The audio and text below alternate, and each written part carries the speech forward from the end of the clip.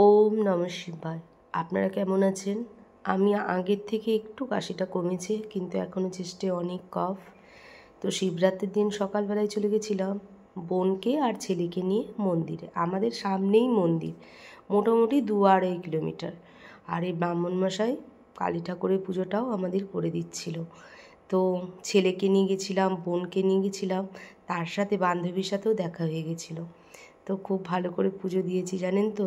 অনেক দিন পর পুজো দিলাম, মার কাজ হয়ে গেল, তারপরে পুজো দিলাম। এতদিন তো মন্দিরে আসতে পারিনি। তো বাঙালি রিচুয়াল অনুযায়ী তো এরকমই হয়, আপনারা অবশ্যই জানেন। এই যে আমার বান্ধবী, ওর সাথে দেখা হয়ে গেছে। ভীষণ ভালো মেয়ে, চুপচাপ আমার মতো। তো যাই হোক, তো বোনের সাথে বান্ধবীর সাথে দেখা হয়ে খুব ভালো লাগলো। মন্দিরটা ঘুরে আগেও আপনাদের বহুবার দেখিয়েছি। ওয়েস্ট বেঙ্গলে, এটা খড়গপুরে দুর্গা মন্দির। এইখানে কাঠামোটা জানেন তো, এই কাঠামোটায় দুর্গা ঠাকুর তৈরি হয়। আর সেই দুর্গা ঠাকুর এই কাঠামোতে তৈরি হলেই দুর্গা পূজাটা হয়।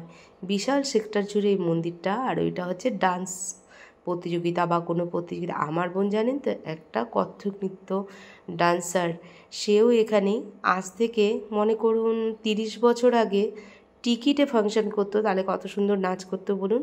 মা বাবা মরে যাওয়ার পরে না কিছুই আর ধরে রাখা যায় না, বোনটাও আর ধরে রাখতে পারেনি, সব ট্যালেন্টই আমাদের শেষ। তারপরে বোনকে নিয়ে চলে গেছিলাম মুরগানি খেতে। মুরগান আমাদের এখানে একটা বোম্বে সিনেমা হলের ঠিক সামনে। তো এখানে কচুরি, খুব খিদে পেয়েছে জানেন তো। নিজের হাতে রান্না করে নিচে খেতে পাচ্ছি না, মুখে কোনো স্বাদ নেই। আর সারাক্ষণ কাশছি, জ্বরটা কমেছে কিন্তু ঠান্ডা ঠান্ডা লাগছে। ছেলেও খেয়ে নিচ্ছে, বললে একটা ভেজ থালি নিয়ে নাও বাবার জন্য। ঘরে এসে দেখি ডাবওয়ালা চলে এসছে ডাব কাটতে, কারণ তাকে বলেছিলাম যে ডাব কেটে দিতে। তাহলে আমার মানে একটা কি জানেন তো, কাশি হলে ডাব খাবেন, ডাক্তার কিন্তু সেই পরামর্শ দেয়, কিন্তু সবাই কিন্তু ডাবটা খেতে পারে না, এটা কিডনি এফেক্ট হয়। তো যাই হোক, দেখে শুনে খাবেন। যারা সুগার পেশেন্ট তারা যদি ডাব খেয়ে নেয় কিন্তু অনেকটা সুগার বেড়ে যায়, আমার ছোদ্দা আমায় বলে। ভালো জ্ঞানগুলো দাদা দেয়, বলে দেখে যেগুলো খাবি না করবি না। নন্দদা আমাদের সব ডাবগুলো কেটে দিচ্ছে, কারণ না ডাব কাটলে তো বাট আমি খেতেই পারবো না, আর আমি নিজে ছাড়াতে জানি না। বিকেলে ছাদে উঠেছিলাম, কি সুন্দর চাষবাস হয়েছে। আমি কিন্তু এরকম পরিবেশটা খুব ভালোবাসি। হ্যাঁ, হয়তো আমি খড়গপুর খুব তাড়াতাড়ি ছেড়ে দেব, কিন্তু নিজের বাড়ি বিক্রি করে নয়।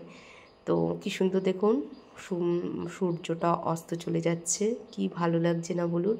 খুব শরীর খারাপ জানেন তো। যাচ্ছিলাম, দাসকে বললাম চলো ডাক্তারখানায় যাই, আবার আমার শরীরটা খুব একটা ভালো নেই। তারপরে রাত্রেবেলা কোনো রকমে মানে কিছুটা ওষুধ রাস্তাতেই আমরা কিনে নেওয়ার চেষ্টা করলাম। কি একটা ভাইরাল ফিভার হয়েছে সবারই, সবারই হচ্ছে। মুখ খুললেই কাশি, শরীর খারাপ। আর দেখুন না, এরকমভাবে জল দাঁড়িয়ে গেছে, প্রত্যেক দিনের বৃষ্টি। কারোর কি শরীর ভালো থাকে বলুন? আপনারা কিন্তু সাবধানে থাকবেন।